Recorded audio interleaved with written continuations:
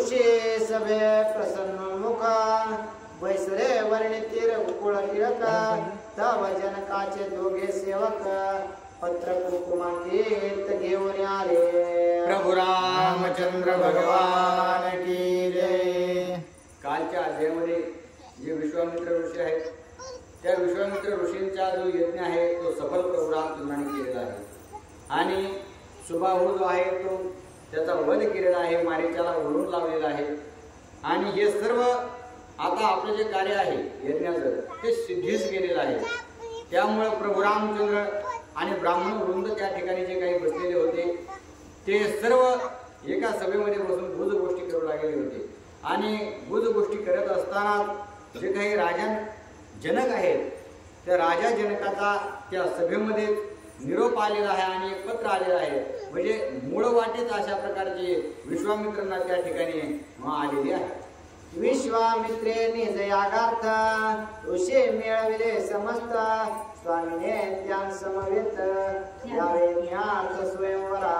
आणि त्या पत्रामध्ये असं नमूद केलेलं होतं की हे गुरुवर्य तुम्ही असणारा तुमचा यज्ञ जो आहे तो चालू होता आणि त्या यज्ञासाठी जे काही ब्राह्मण सर्व बोलवलेले होते, ऋषीगण बोलवलेले होते, सर्व असणारे ज्ञाते त्या ठिकाणी आलेले आहेत आणि तुमच्या जवळ जेवढेही असणारे त्या ठिकाणी आहेत त्या सगळ्यांना घेऊन तुम्ही जनकपुरीला म्हणजे त्या ठिकाणी मिथिलेला या अशा प्रकारचं आमंत्रण त्या विश्वामित्र ऋषींना आलेलं आहे।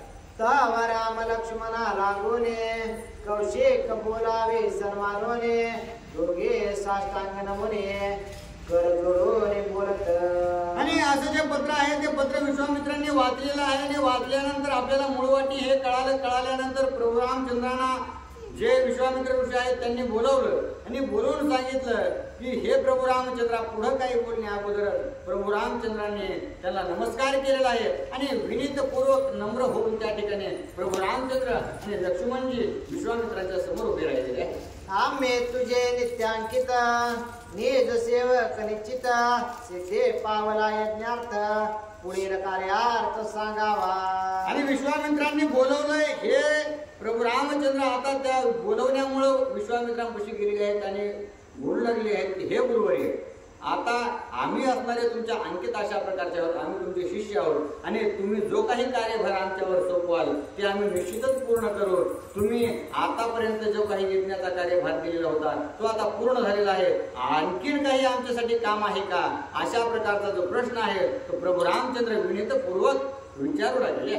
स्वामी जे तू आज्ञा देसे ते कार्य करू क्षणार्धेसे गुरु कृपेची महिमा ऐसे सर्व कार्याचे मीच सिद्धी। आणि हे गुरुवर्य तुम्ही आता जे काही मला आज्ञा द्याल जे कार्य करण्यासाठी मला स्फूर्ती द्याल तो मी निश्चितच असणार कार्यार्थ साधेल आणि ते सुद्धा तुमच्या आशीर्वादानेच, कारण तुमच्या गुरु महिम्यामुळे मी हे सर्व काही करू शकलेलो आहे आणि इथून पुढे देखील तुमच्या कृपाशीर्वादाने सर्व काही करणार आहे अशा प्रकारे प्रभू रामचंद्र विनीततेने विश्वामित्रांना बोलू लागले।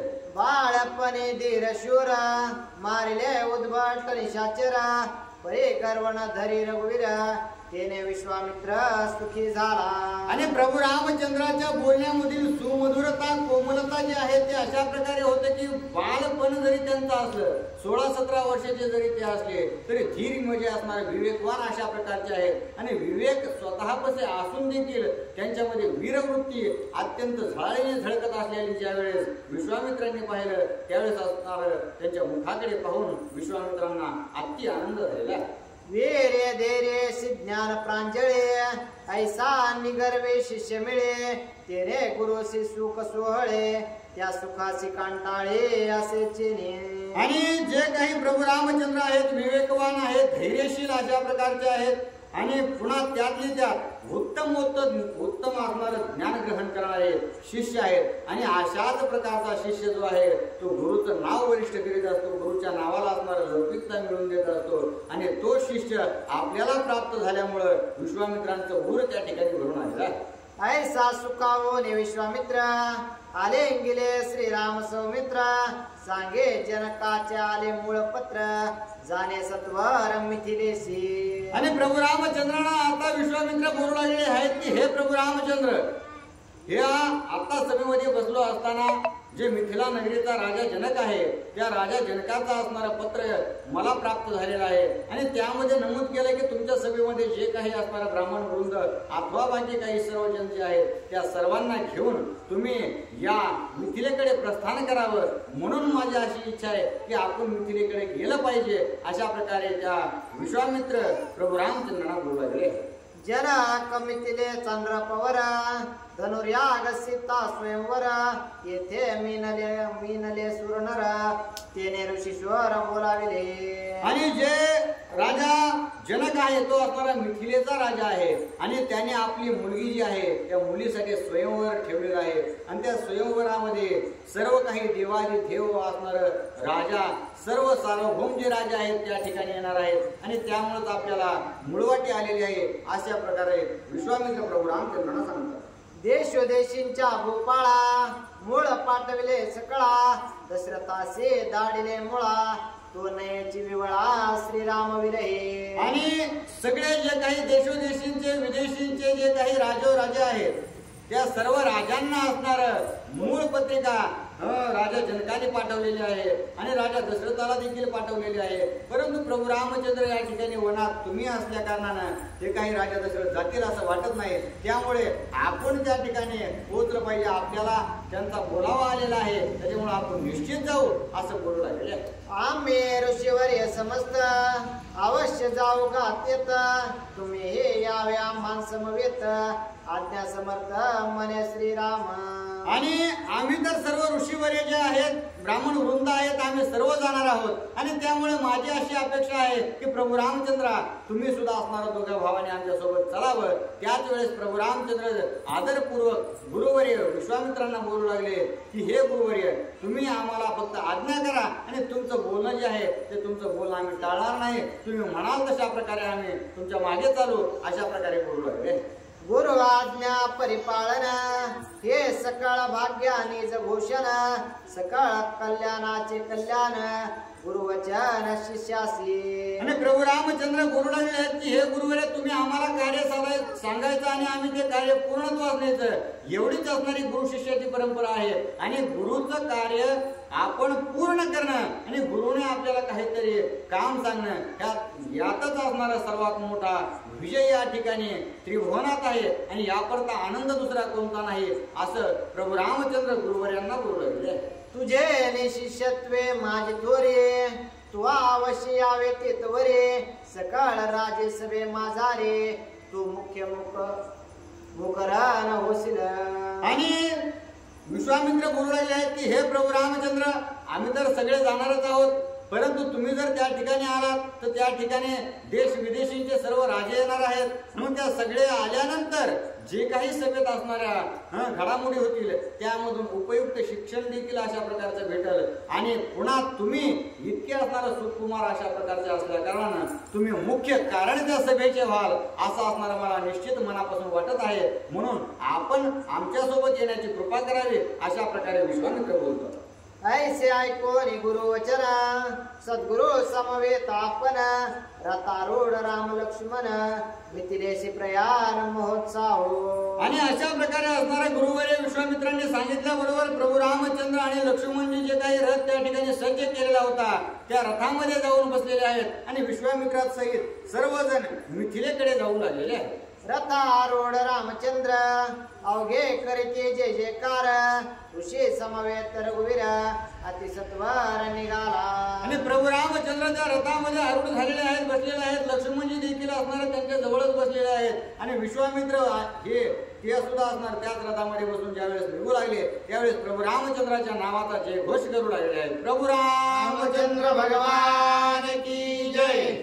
मिथिले आरते पंचयोजने मुने राहिले कुशोपवने बैसल्या ऋषींचे आश्रयने राम सुखासने उपविष्ट. आणि त्याच वेळेस 5 योजनेपर्यंत दूर जी मिथिला नगरी राहिलेली आहे त्या मिथिला नगरीच्या अलीकडेच असणारे प्रभू रामचंद्र थांबलेले आहेत आणि सर्व जे काही विश्वामित्रासोबत आलेले काही ऋषिगण जे आहेत ब्राह्मण लोक जे आहेत ते असणार त्या ठिकाणी आल्यानंतर सगळेजण पंक्ती धरून बसले आणि थोडं विसावं म्हणून त्या ठिकाणी बसल्यानंतर प्रभू रामचंद्रासहित सर्वजण आनंदी झालेले आहेत. ते जीव पवने के कोणे श्रीरामाश्रम देखे नयने वृक्ष खांकरले फळी पाणी आश्रमी कोणी असे ना.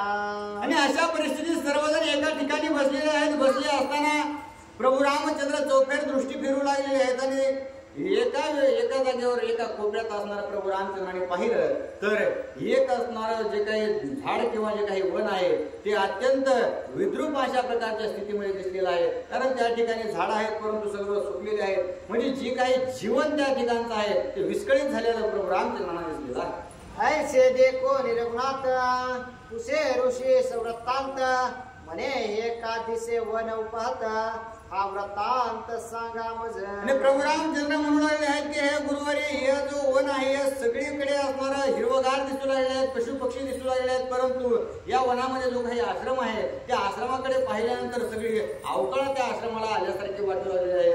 मग हे नेमकं अशा प्रकारची स्थिती या आश्रमाची आणि या वनाची का झाली हे मला थोड्या असणाऱ्या प्रकारामध्ये सांगा. अशा प्रकारची विनंती प्रभू रामचंद्र करतात.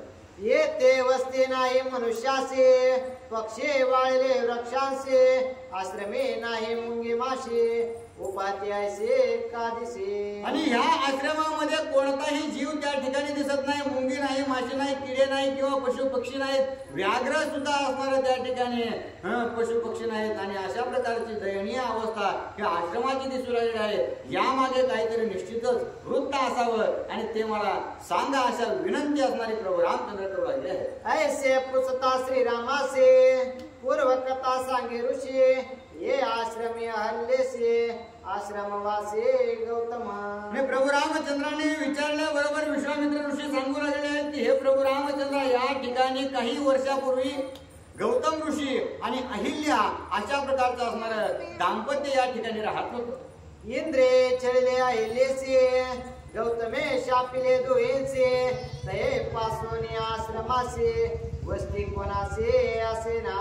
आणि ह्या दाम्पत्याचा असणारा सुखी संसार चालू होता. सगळ्या गोष्टींनी परिपूर्ण अशा प्रकारचा संसार होता. परंतु या असणाऱ्या संसारामध्ये जो इंद्र आहे त्या इंद्र आला आणि इंद्राने असणाऱ्या त्या ठिकाणी विपरीत काही कार्य केलं. त्याच्यामुळे प्रभू राम हे गौतम ऋषींनी अहिल्याला असणारा शाप दिला आणि ही जी शापामुळं अशा प्रकारची दयनीय अवस्था या आश्रमाची आणि या वनाची झालेली आहे. राम पुसे अहिल्या ती कोण इंद्रे छळावया काय कारण ये समूळ मुळींचे कथन कृपा करून सांगावे. आणि प्रभू रामचंद्र विचारू लागले आहेत की हे गुरुवारी या आश्रमामध्ये गौतम ऋषी अहिल्या राहत होते. मग या इंद्राने अहिल्या मातेचं असणारं छळन करण्याचं काय कारण आहे, कशामुळे अशा प्रकारचं त्या ठिकाणी त्याला असणारं दुर्बुद्धी सुटली, हे सर्व जी काही कथा आहे ती मला सांगा. अशा प्रकारचा असणारा आदरपूर्वक प्रश्न त्या ठिकाणी प्रभू रामचंद्राने विश्वामित्रांना केला. ऐकोने श्रीरामाचे वचन विश्वामित्र म्हणे आपण अहिल्याचे उद्धरण प्रसंगी पूर्ण उडवले. आणि त्याच वेळेस असणारा प्रभू रामचंद्रांना विश्वामित्र सांगू लागले की हे प्रभू रामचंद्र हे जे काही अहिल्या माता आहे ते असणाऱ्या त्या ठिकाणी अत्यंत सुखा संसाराने राहत होत्या. परंतु काही विपरीत गोष्टीमुळे ज्या काही गोष्टी असणाऱ्या दुर्दैवी घडल्या त्या तुम्हाला मी निश्चितच सांगतो. अशा प्रकारे सांगू लागले. त्रेलोकीचे बरवेपण ब्रह्मयाने एकवटीने आपण कन्या केली निर्माण अहिल्या जानतीस नाव. आणि आता वृत्तांत विश्वामित्र ऋषी प्रभू रामचंद्रांना सांगू लागलेले आहेत की हा जो ब्रह्मदेव आहे त्या ब्रह्मदेवाने या त्रिलोकामधील जी काही सौंदर्याची परिभाषा बोलली जाते किंवा सांगितली जाते त्या सर्व परिभाषा असणार मिळून एकत्र करून अत्यंत सुंदर अशा प्रकारची कन्या किंवा मुलगी त्याने निर्माण केली असं बोलले. शरीर अत्यंत सुकुमार कुपोषकती चंद्रकर पन्नाग पद्मिनी ती पुढे निबर निजांग्यार वार नाभा परेस. आणि ती मुलगी इतकी सुंदर होती की तिच्यामध्ये असणारा ती जी त्वचा होती, कांती होती, अत्यंत कोमल अशा प्रकारची होती. चंद्राच्या सावलीत जरी ती उभं राहिली तर तिला चंद्रकिरण टोचतील अशा प्रकारचे सुंदर असणारी ती मुलगी दिसू लागली. आणि जी काही नागस्त्री आहेत किंवा स्वर्गातील स्त्री आहेत यांना सुद्धा असणारं लाजवेल अशा प्रकारचं सौंदर्य तिला प्रदान केलं होतं. तिचे होता ती स्पर्शना मन आदेंद्रिया गुलगुल्या पूर्ण पिके अमृताचे गोडपण तिचे बरवेपण देखोने. आणि त्या असणाऱ्या स्त्रीचा किंवा मुलीचा स्पर्श जरी झाला तरी अमृत फिकं पडेल अशा प्रकारची असणारी कांती तिची होती आणि देखणं स्वरूप होतं असं बोलू लागले.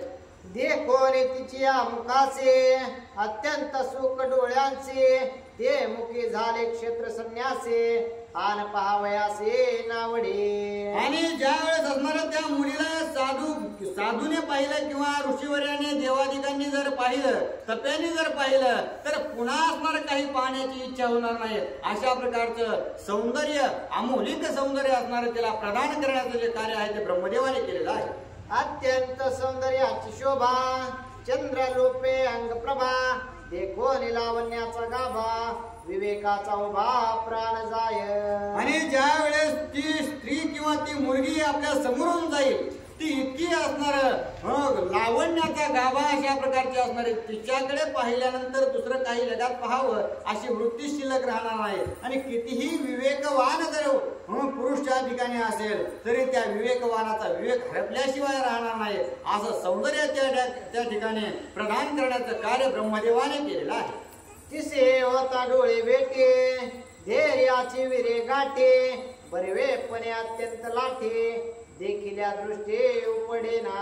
आणि ज्या वेळेस असणार त्या स्त्रीकडे पाहिलं आणि तिच्या जर डोळ्याला डोळ्यात भेट जर झाली तर जे काही धैर्य कित्येकही वर्षाचं असणार ठेवलेलं असलं तर त्या धैर्याचे असणारे गाठ निश्चितच सुटल. अशा प्रकारे असणार त्या ठिकाणी जर डोळा भेट झाली तर होईल अशी स्थिती असणारी किंवा अशी सुंदर जी स्त्री आहे ती असणार ब्रह्मदेवाने निर्माण केली आहे.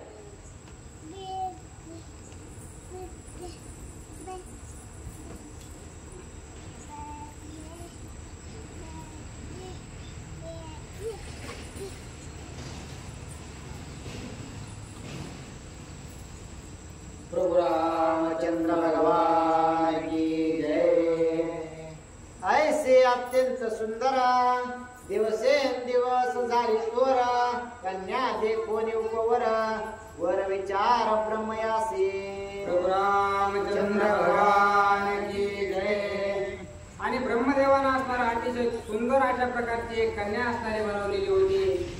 ती असणारी लहानाची मोठी असणारी झालेली आहे. हळूहळू तिचं वय वाढू लागलेलं आहे आणि तिच्या वाढत्या वयाकडे बघून असणारा ब्रह्मदेवांना आता तिच्या लग्नाची चिंता पडलेली आहे की नेमकी एवढी सुंदर असणारी मुलगी माझी आहे, परंतु हिच्यासाठी वर नेमका शोधावा कसा किंवा कुणाचा असणारा कुणासोबत तिचं लग्न लावून द्यावं अशा प्रकारचा विचार ब्रह्मदेवांना त्या ठिकाणी पडलेला आहे.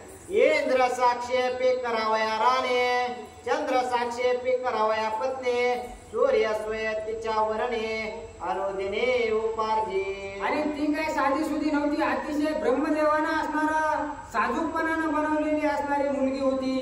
ती अतिशय रूपवान असल्यामुळं इंद्रदेवाला सुद्धा वाटत होतं की मी असणारा हिला माझी पत्नी बनवतो. सूर्यदेवांना सुद्धा वाटत होतं मी असणारे या ब्रह्मदेवाच्या मुलीला असणारा माझी पत्नी बनवतो. अशा प्रकारचे सर्व देवदेवतांना वाटू लागलेलं होतं की हिच्यासोबत माझं लग्न व्हायला पाहिजे. मग नेमकी देवा कुणाला अशा प्रकारचा विचार ब्रह्मदेवांना पडलेला. वरुण वायू यम कुबेर स्कंदादि सकळ सुरवर अहिल्यावरणी अति सादर पडला विचार ब्रह्मयासी. आणि त्या असणारा वरुण देवाला सुद्धा वाटत होतं की असणाऱ्या ती तिच्यासोबत माझं लग्न व्हायला पाहिजे. त्या ऋषींना सुद्धा असणाऱ्या वाटत होतं की हिच्यासोबत माझं लग्न व्हायला पाहिजे. सर्व देवांना वाटत होतं की त्या अहिल्या असणाऱ्या तिच्यासोबत माझं लग्न व्हायला पाहिजे. म्हणून असणारा ब्रह्मदेवाला विचार पडला की आता सर्वच जण मला म्हणू लागलेले आहेत की असणारा तुमच्या मुलीसोबत लग्न आम्हाला करायचं आहे. मग नेमका असणारा निवडावा कुणाला किंवा कुणासोबत असणारा कन्यादान हिचं मी करू अशा प्रकारचा विचार ब्रह्मदेवांना पडलेला आहे.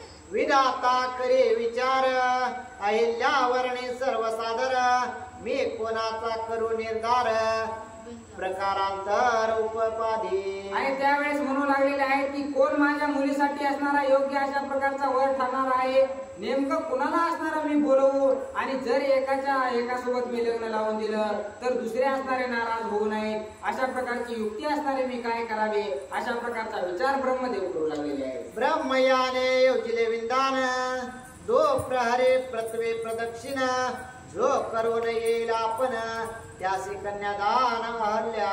आणि त्यावेळेस ब्रह्मदेवाने कोण असणारा त्या ठिकाणी ठेवलेला आहे, जो कोणी असणारा पृथ्वीला 2 प्रदक्षिणा घालून येईल, जो बाजूला असणारा पृथ्वी 2 वेळेस फिरून येईल आणि जो सर्वात आधी येईल त्याला मी माझी मुलगी देईल अशा प्रकारचा कोण असणारा त्या ठिकाणी ब्रह्मदेवाने अहिल्याच्या लग्नासाठी ठेवलेला आहे.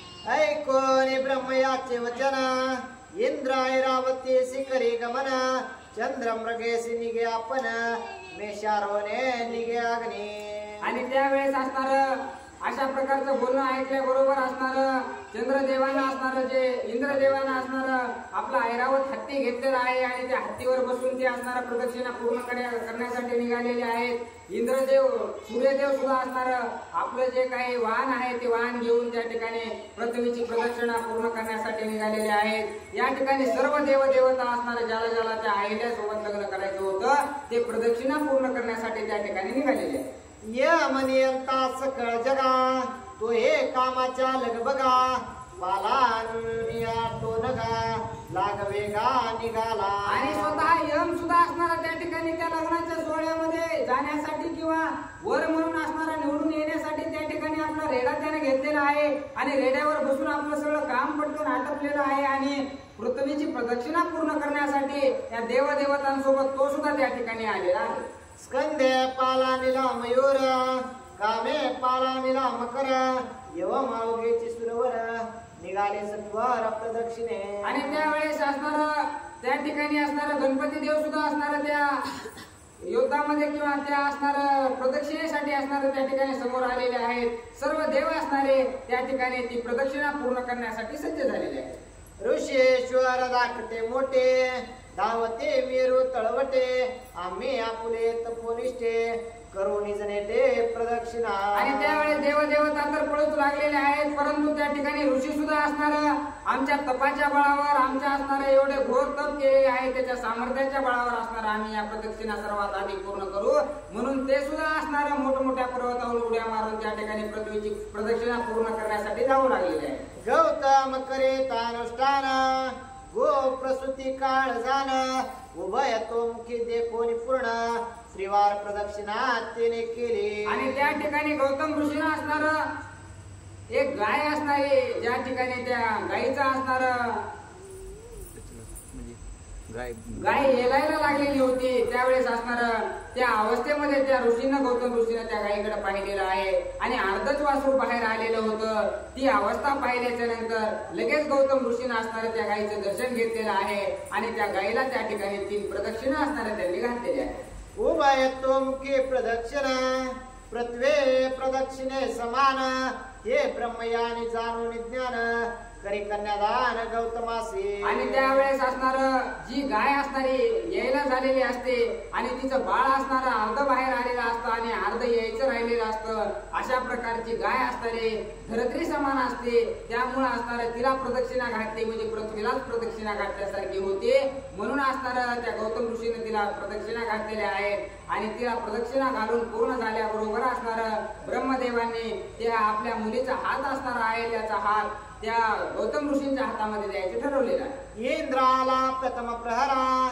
तवाहिलेसी गौतम मनोहरा बोले जे कोणी वधवरा अभ्यंतरे संतप्त. आणि त्यावेळेस असणार हे सर्वांची इकडे धावपळ चालू होती मी सगळ्यात आधी जातो आणि इकडे तर असणार गौतम ऋषीनं थोड्याच वेळात असणार गाईला प्रदक्षिणा करून असणार यांचं असणार लग्न सुद्धा झालेलं होतं आणि सगळ्यात पहिले यांचं लग्न झाल्याबरोबर असणार सगळ्यात पहिला प्रदक्षिणा पूर्ण करून असणारा त्या ठिकाणी इंद्रदेव आलेला आहे आणि पहिल्याबरोबर असणार त्याला आश्चर्य वाटू लागलेलं आहे की सगळ्यात पहिलं तर असणार मी सगळीकडे फिरून सगळ्यात पहिला मी आलो होतो आणि या ठिकाणी हे लग्न झालं कसं अशा प्रकारचा विचार इंद्रदेवांना पडलेला आहे. जे जे प्रदक्षिणा करून येते ते श्वास टाकीते गौतमासे हल्ल्या प्राप्ती कैशाले ते झाले पा. आणि सगळे जण असणारे देव देवता यम राक्षस सुद्धा असणारे त्यांच्या युक्त्या असणार जी काही त्यांनी प्रदक्षिणा घालायला सांगितली होती त्यात भाग घेतलेला होता पण राक्षस सुद्धा असणारे धापा टाकत त्या ठिकाणी आलेले आहेत आणि आल्यानंतर पाहतात तर काय विद्या असणारा अहिल्याचं लग्न असणारं त्या ठिकाणी गौतम ऋषी सोबत झालेलं आहे. हे झालंच कसं आम्ही एवढ्या धापा टाकत पळत आहोत हे ऋषी इतक्या पटकन आलेच कुठून अशा प्रकारचा विचार सर्वांना पडलेला आहे. इंद्रपुसे ब्रह्मयासे अहल्या देणे होती गौतमासे तरी का छडल्या मासे प्रदक्षिणेसे धाडून त्यावेळेस असणाऱ्या इंद्रदेवाला राग आलेला आहे आणि रागाच्या भरामध्ये ब्रह्मदेवाला म्हणू लागलेले आहेत की तुम्हाला जर तुमच्या मुलीचं लग्न असणारं या गौतम ऋषी सोबतच करायचं होतं तर आम्हाला कशाला तुम्ही असणारं वनवन फिरायला लावलंय. एवढं आम्ही प्रदक्षिणा घालून धापा टाकीत असणारं आलेलो आहोत.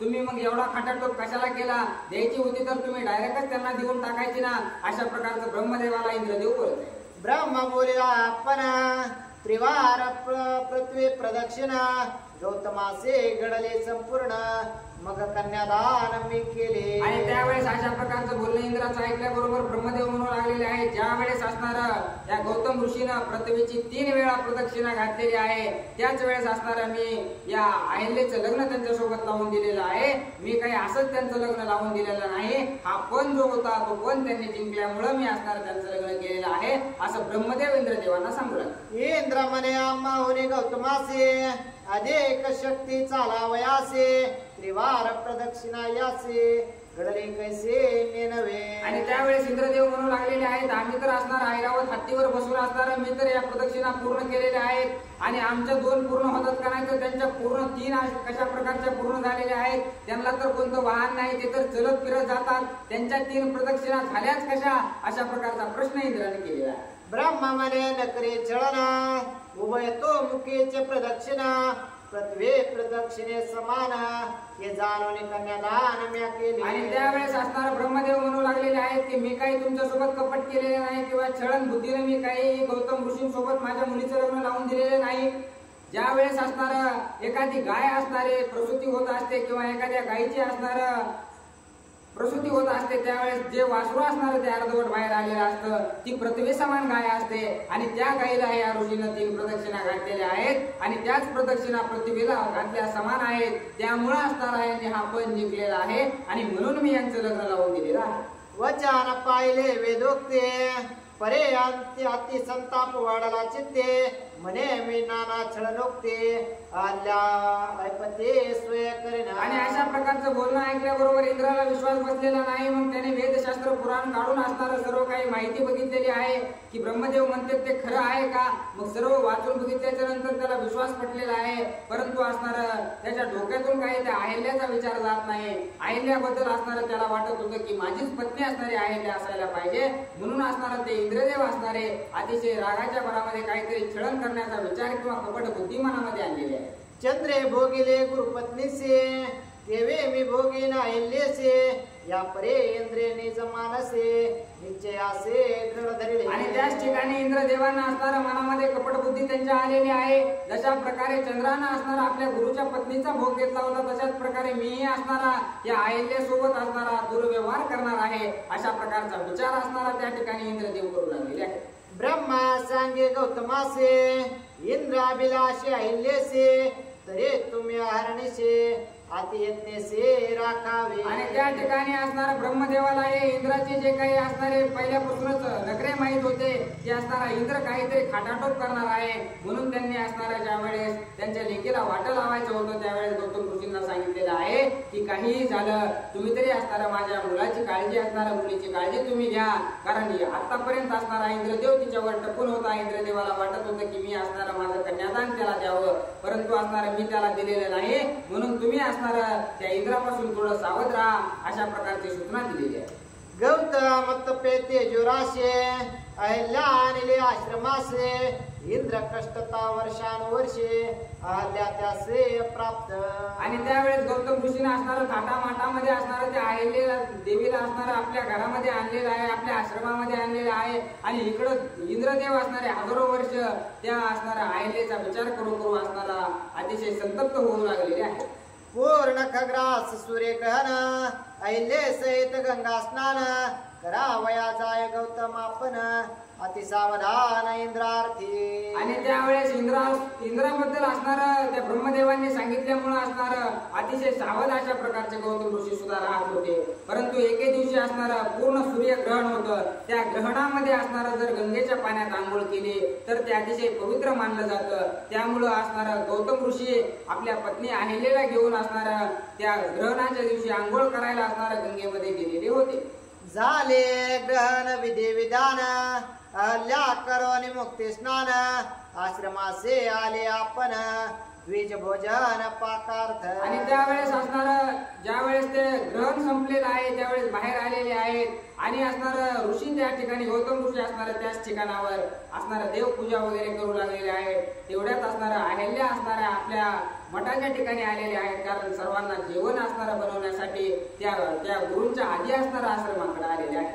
गौतम स्वधर्मे संपन्न करावया राहिला दान तर्पण तेची संधी साधवणी पूर्ण इंद्रापन संचरला. आणि त्यावेळेस असणार गौतम ऋषी असणार राहिलेली पूजा पाठ करण्यासाठी त्या गंगेच्या तीरावरच थांबलेले आहेत आणि अहिल्या असणार आपल्या आश्रमात आलेले आहेत आणि याच संधीचं सोनं करण्यासाठी त्या ठिकाणी इंद्रदेवानं काय कपट केलेलं आहे. गौतमाच्या स्वरूप स्थिती इंद्राला हिल्ले प्रते तिसे नेवणे कांते सवेग्रते स्वयमागे. आणि त्यावेळेस असणारा इंद्रदेव असणारे त्या ठिकाणी आश्रमाच्या बाहेर आलेले आहेत आणि त्यांनी गौतम ऋषीचं वेश असणारा धारण केलेला आहे, त्यांचं रूप धरलेलं आहे आणि रूप धरून ते अहिल्या मातेकडे गेलेले आहेत आणि आपल्या पत्नीसारखा व्यवहार असणारा त्या ठिकाणी अहिल्या मातेसोबत करू लागले. ते म्हणे नवलगते दिवसा केवे मागारते आजे पर्व काळ पितृतिथे काम सर्वार्थे निषिद्ध. आणि त्यावेळेस असणार अहिल्या देवी म्हणू लागलेले आहेत की आज अतिशय पावन अशा प्रकारचा दिवस आहे, तुम्ही कसल्याही प्रकारचा हट्ट करू नका. अशा प्रकारे त्या गौतम ऋषीच्या रूपामध्ये जो इंद्रदेव आलेला होता त्याला बोलू लागलेले आहे.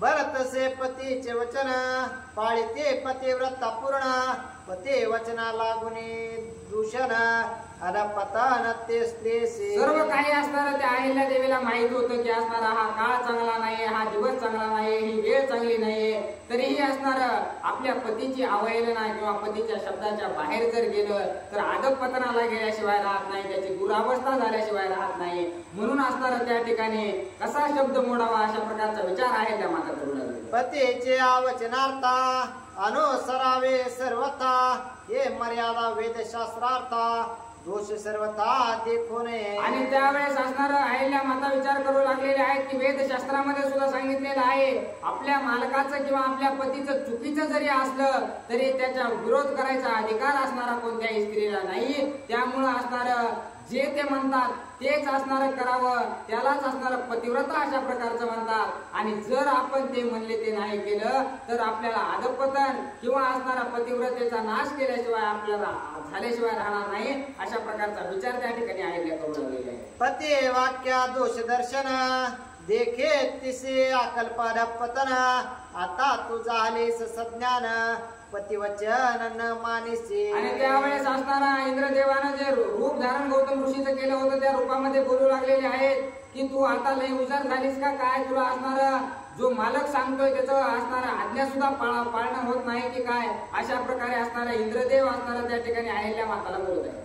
जे जे माझे विरुद्धाचरण येते आपुले नितपे मी आपण तात्काळ करेल निर्दळन येते तुझ कोण संदेह. आणि त्यावेळेस रागाच्या भरामध्ये असणारा इंद्रदेवाला वाटू लागलेला आहे की आपलं कार्य सिद्धी जातं की नाही, म्हणून असणारा इंद्रदेवाला थोडा राग केलेला आहे. म्हणू लागलेले आहेत जर तू माझं ऐकलंस तर ठीक आहे, नाहीतर असणार याच ठिकाणी तुला जाळून भस्म करेल. अशा प्रकारे असणार त्या इंद्रदेव असणार अहिल्या मातांना बोलू लागलेले आहे.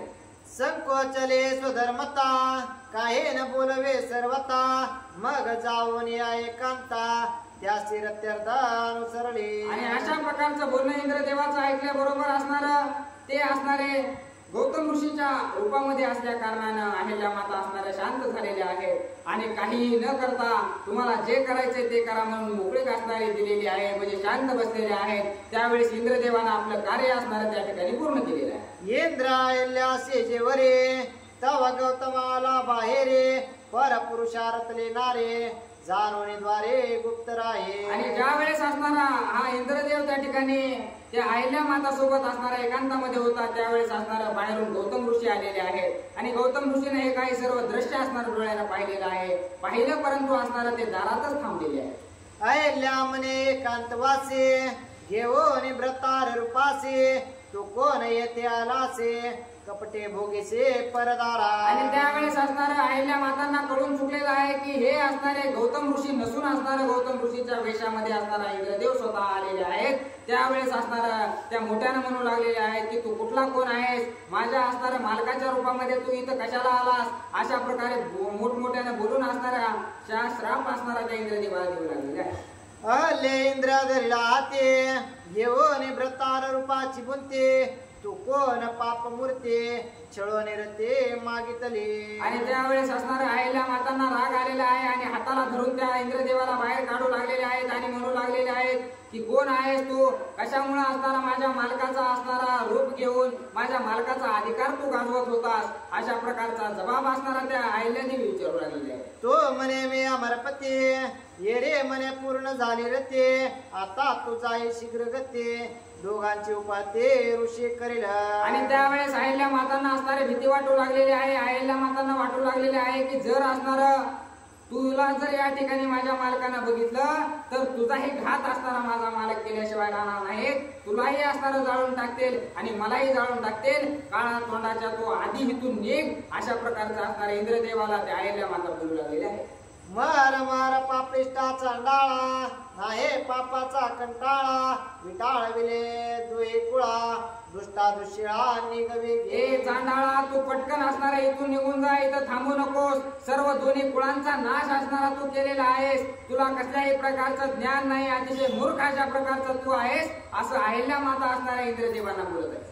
जळो तुझे महिमान निंद कर्म काळे वदन येतो निशीघ्र करे गमन देखिल्या दहन ऋषी करील. आणि निंदे अशा प्रकारचं तुझं कर्म आहे, तुझं काम, तू इंद्रदेवाच्या पदावर बसण्याच्या लायकीचं सुद्धा नाहीस, काळ्या तोंडाच्या तू पटकन इथून निघून जा, अशा प्रकारे बोलू लागलेले आहे. जो तो देवांचा देवाधिपती तो परदार कामासक्ते अचोक गेला से अधोगते निगमागते मुख न दाखवे. आणि आता मला तुझं तोंड सुद्धा दाखवू नको, पटकन इथून निघून जा, तू एक क्षणही असणाऱ्या या ठिकाणावर थांबू नको, अशा प्रकारे रागाच्या भरामध्ये अहिल्या माता असणारा इंद्रदेवांना बोलू लागलेले आहे. लाजा इंद्र निघे बाहेरे तव गौतम देखिला द्वारे भये कापोनी जिवारे इंद्र गोपाकारे पळवून गेला. आणि अशा प्रकारे बोलून कसं तरी असणारा इंद्रदेव त्या दारातून बाहेर निघलेले आहेत, परंतु निघल्याबरोबर असणारा गौतम ऋषींना डोळ्यासमोर पाहिलेला आहे. लटलट लटलट इंद्रदेव कापू लागलेले आहेत आणि त्या ठिकाणाहून पळून जायचा विचार करू लागलेले आहेत. तव गौतमे कुंटविली गती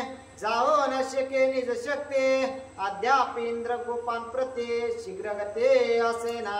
आणि त्या ठिकाणाहून अदृश्य होण्याचं कार्य असणारे ज्यावेळेस इंद्रदेव करू लागले त्यावेळेस आपल्या शक्तीनं गौतम ऋषींना असणारा त्यांची सर्व शक्ती असणारी इंद्रदेवाची खेड केलेली आहे.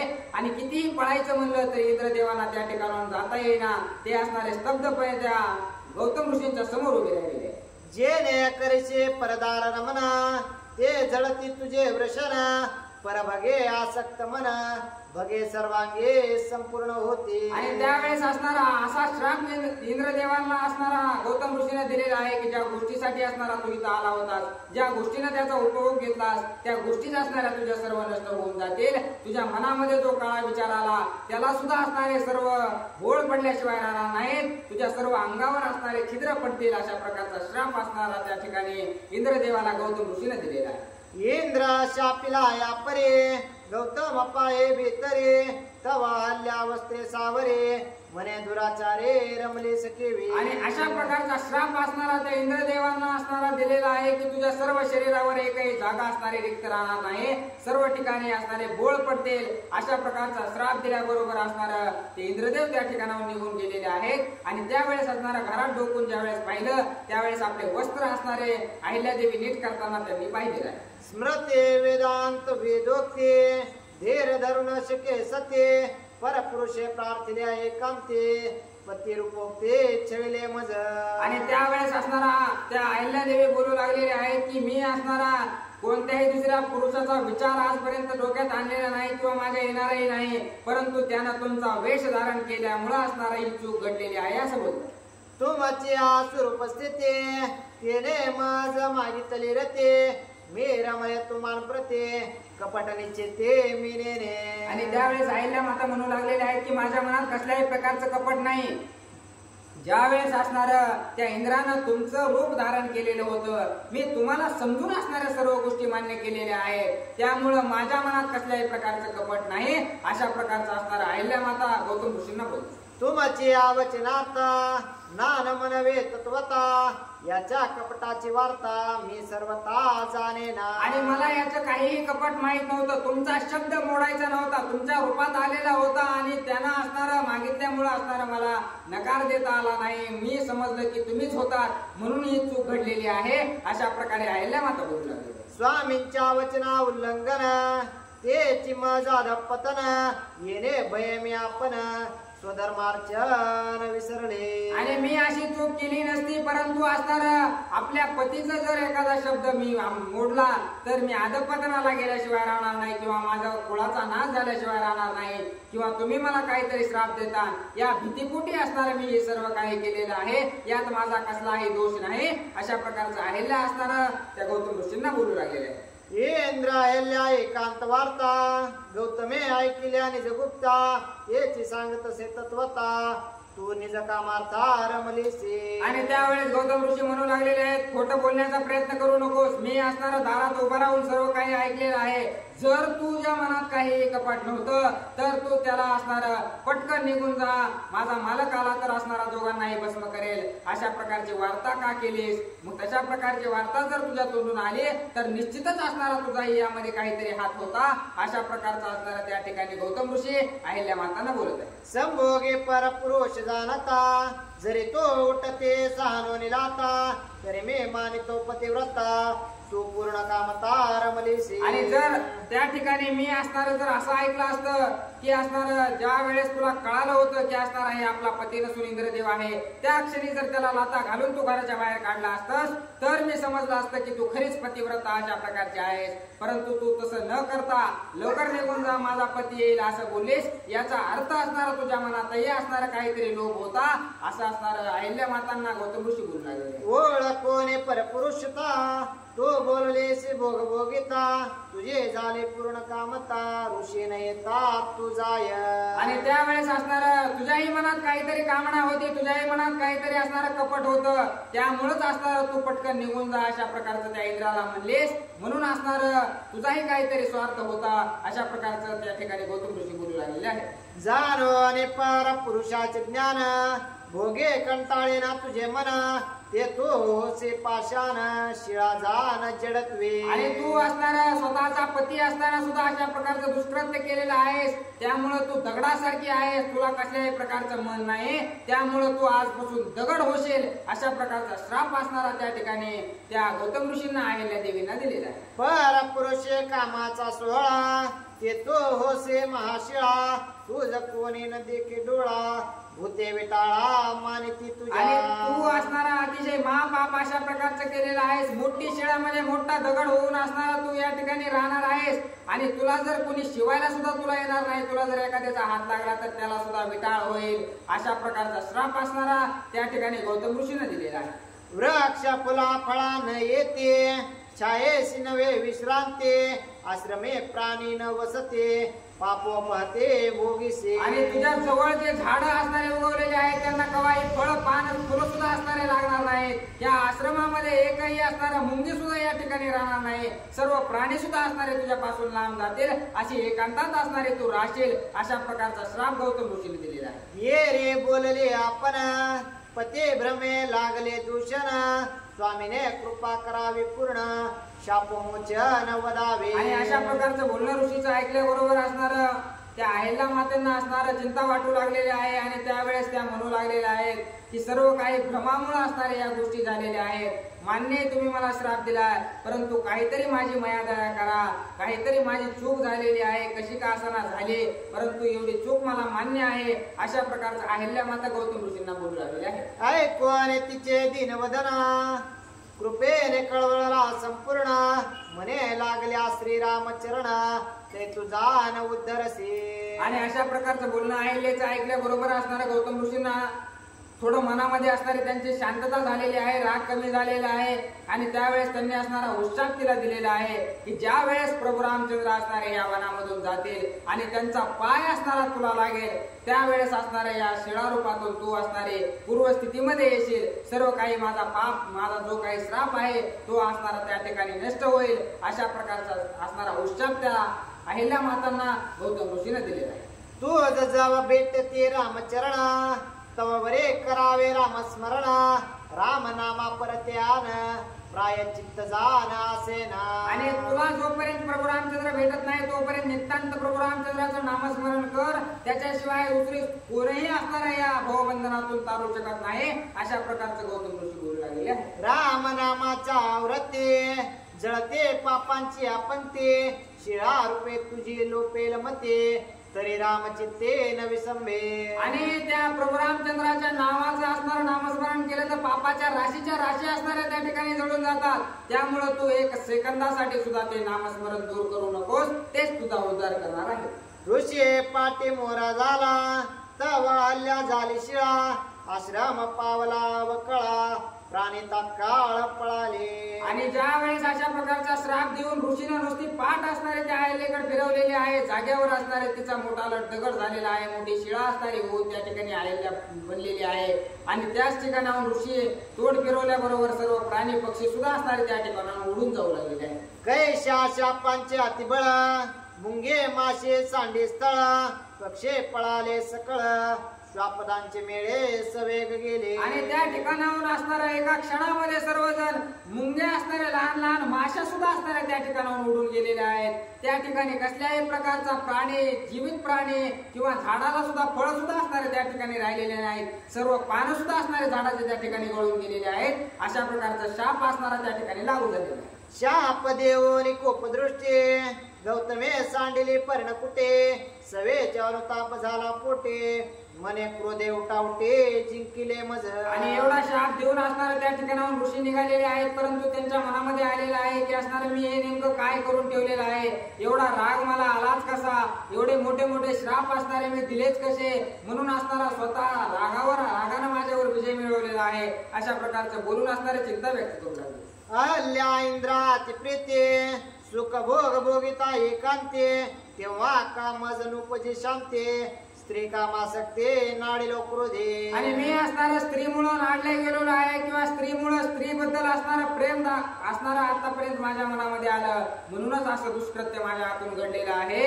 कारण मी असणारा त्यावेळेस ज्यावेळेस श्राप दिला त्यावेळेस एवढा शांत का राहिलो नाही, अशा प्रकारचा विचार असणारा करू लागले.